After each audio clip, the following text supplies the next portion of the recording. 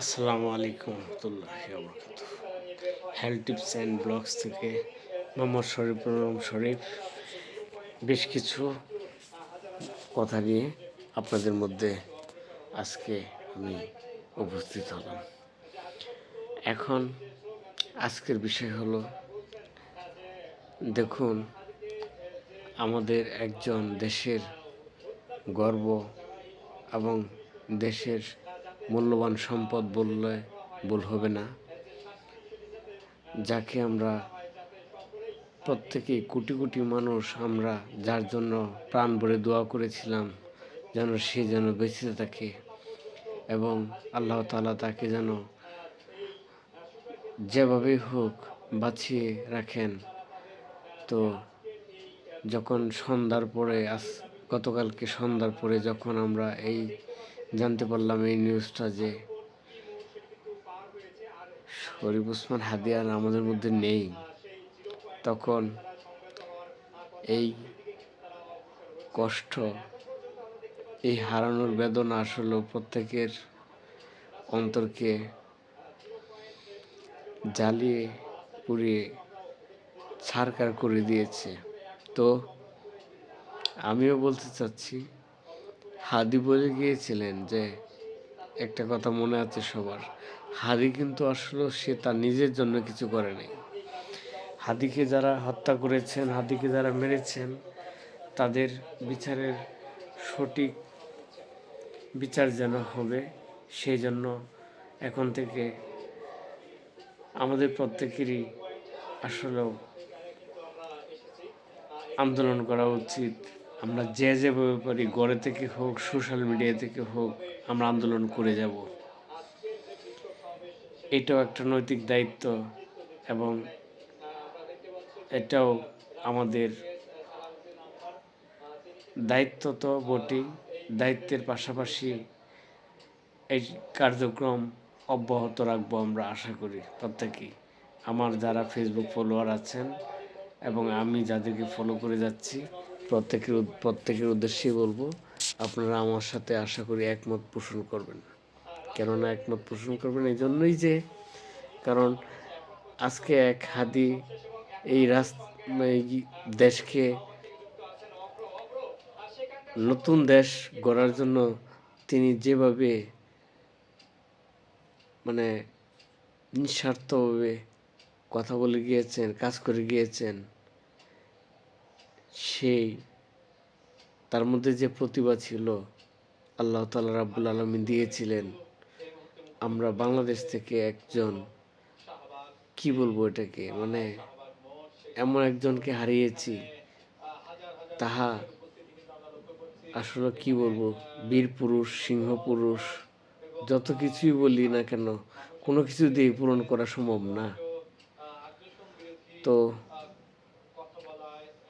সম্ভব, হাদি বলে গিয়েছেন, আমি এক হাদি চলে যাব, কিন্তু আমি পরবর্তী আমার সন্তান সহ পরবর্তী যারা আছেন প্রত্যেকেই যেন হাদি হয়ে আমার বাকি অসম্পূর্ণ কাজটুকু করে যান।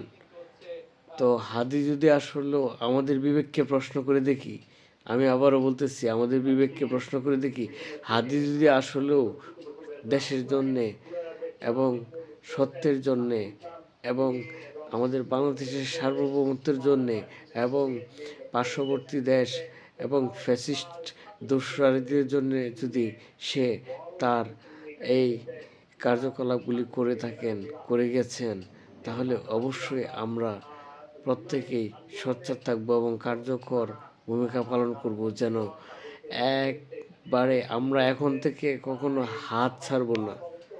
আমরা একজন আরেকজনের হাত ধরে রাখবো। ৩৬শে জুলাইয়ের পর একটা ভুল করেছে, আমি মনে করে দিচ্ছি প্রত্যেক ছাত্র জনতা এবং আমাদের প্রত্যেক সাধারণ জনগণকে, ৩৬শে জুলাইয়ের পর আমরা যখন ছত্রভঙ্গ হয়ে যাই, এই ছত্রভঙ্গটা যেন না হয় কখনো, আর যাতে না হয়, এই দিকে আমরা সারা জীবন খেয়াল রাখবো। এই বর্তমান আমাদের এই প্রজন্মটা যারা আছি, হাদির প্রজন্ম থেকে শুরু করে আমাদের এই প্রজন্ম যারা আছি, আমরা যদি এই সংস্কার ধরে রাখতে পারি, তাহলে আশা করি দেশকে একটা ভালো, সুন্দর এবং সঠিক জায়গায় নিয়ে আসতে পারবো আমাদের আন্দোলনের মাধ্যমে, আমাদের কথাবার্তার মাধ্যমে, আমাদের সচ্ছলতার মাধ্যমে এবং আমাদের জোরদারের মাধ্যমে হলেও আমরা আমাদের দেশকে ঠিকই নিয়ে আসতে পারবো ফেরত, এবং আমাদের সঠিকভাবে দেশকে পরিচালনা করার জন্য যা যা করণীয় তাহা অবশ্যই সম্পন্ন করা হবে, করতে পারবো। এই জন্য আমরা একেবারে মানে নিজের নিজস্বতা বাদ দিয়ে এক হাদির কথাই চিন্তা করে অন্ততপক্ষে এবং নিজের বিবেককে প্রশ্ন করে আমাদের দেশকে রক্ষার্থে আসুন সবাই আমরা এক হয়ে কাজ করি। ইনশাআল্লাহ। মরে তো গেছি বেশ কয়েকবার, অসুস্থ হয়েছেন, দেখছেন, হসপিটালে গিয়েছেন, তখন ভাবছেন হয়তো আর বাঁচবেন না। আমিও একই অবস্থা, অসুস্থ হয়েছি, দেখছি, বেশ কয়েকবার মরছি, মরতে তো হবেই। জন্মের পরে পৃথিবীতে যখন আসছি তখন একদিন, জন্ম একদিন, জন্মের পরে যতদিন চলে যাব সেই দিনটা মিলে একদিন, আর মৃত্যু হবে একদিন। এটা হলো চিরন্তন বাস্তব। এই বাস্তবতা থেকে কেউ আপনাকে রক্ষা করতে পারবে না। এবং আল্লাহ তাআলা রব্বুল আলামিন আমাদের সাথে সর্বদাই সত্যের সাথে আছেন, থাকবেন। এবং আল্লাহ তাআলা যারা অন্যায়কারী এবং যারা জুলুমকারী এবং যারা হত্যাকারী এবং যারা অন্যায়ভাবে মানুষকে হত্যা করেছেন, প্রত্যেককেই আল্লাহ তাআলা ছাড় দেন, কিন্তু ছেড়ে দিবেন না। এই দুনিয়ার মাটিতেও ছাড়বেন না, আখিরাতেও ছাড়বেন না, আমরাও ছাড়ব না ইনশাআল্লাহ। জীবন যখন দিয়েছি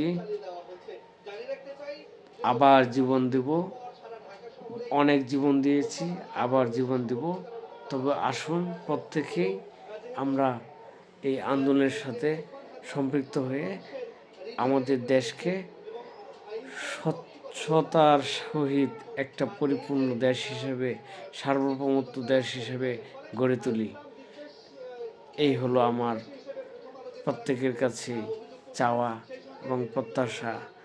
এবং আপনাদের বিবেককে প্রশ্ন করে দেখুন, আমার কথার মধ্যে যদি যৌক্তিক থাকে তাহলে অবশ্যই আপনারা আমার সাথে একমত পোষণ করবেন। এবং যদি আমার কথায় ভুল হয়ে থাকে কমেন্ট করে আপনারা আমাকে জানাতে পারেন। আমি জানি এই কথার পরে আমার উপরেও হুমকি আসবে, তাতেও আমার কিছু যায় আসে না, কারণ আমি বলছি তো, আমি একবার নয়, দুইবার নয়, তিনবার নয়, কয়েকবার মারা গিয়েছি। মৃত্যুর পরে আমি যে জীবনটা বহন করতেছি এটা আমার বোনাস জীবন। আল্লাহ তাআলা আমাকে গায়বী রহমতের মাধ্যমে আল্লাহ তাআলা এই বোনাস জীবন আমাকে দান করেছেন। আমি মোহাম্মদ শরীফুল আলম শরীফ, যা বলি তা করি, যা বলি না তা বেশি করি, আর করব এখন থেকে আরো বেশি করব ইনশাআল্লাহ। আমি কথা দিলাম, আমি আছি। আমাদের এই গ্রুপে যারা আছি আমরা সবাই এক হই, সোচ্চার হই। আসুন আমরা এক হয়ে মাঠে নামি। আশা করি এইভাবে যদি প্রত্যেকেই গ্রুপে এক হয়ে যায় তাহলে কোটি মানুষ, আমরা যখন লাখ মানুষ রাস্তায় যখন নেমে যায় তখনই যখন দেখলেনই তো কি হলো 5ই আগস্টের পরে যা হয়েছে, তাহলে আমরা এইভাবে 1 কোটি মানুষ যদি রাস্তায় নেমে যায় তাহলে কি অবস্থা হতে পারে বুঝতেই পারতেছেন। তো আমরা আমাদের এই যে সুযোগ সুবিধাটা এবং আমাদের এই স্বাভাবিক একটা মানে কি বলবো, ঝুঁকি হয়ে যায়, ঝুঁকি না, এটাকে ঝুঁকিপূর্ণ জীবন, বর্তমানে তো এমনিতেই ঝুঁকিতে আসছি, ঝুঁকিপূর্ণ জীবনযাপন পালন করতেছি। কোনো প্রশাসনিক দিক দিয়ে শুরু করে কোনো দিক দিয়ে কোনো কিছু আমরা পাচ্ছি না। তো বাঁচবই যখন বাঁচার মতো বাঁচবো, আর যদি বাঁচার মতো বাঁচতে না পারি, মরলে শহীদ বাঁচলে গাজী। ঠিক আছে, একটা কথা আছে। তো আমরা হয় শহীদ হয়ে মরবো আর যদি বাঁচি গাজীর মতো বাঁচবো, এই হলো আমার শেষ কথা। আসুন আমি একমত পোষণ করি এবং বর্তমান এই সুযোগটাকে আমরা কাজে লাগিয়ে হাতে হাত ধরে একসাথে আমরা দেশকে রক্ষা করি এবং সুন্দর একটা দেশ তৈরি করি, আমাদের পরবর্তী প্রজন্মের জন্য তৈরি করে যেন আমরা যেতে পারি। আল্লাহ তাআলা আমাদের সকলকে সঠিক বুঝ দান করুক। অবশ্যই ভিডিওটি লম্বা হয়েছে, তবুও আপনারা ভিডিওটি দেখবেন না টেনে। আসসালামু আলাইকুম রহমতুল্লাহি ওয়া বারাকাতুহু।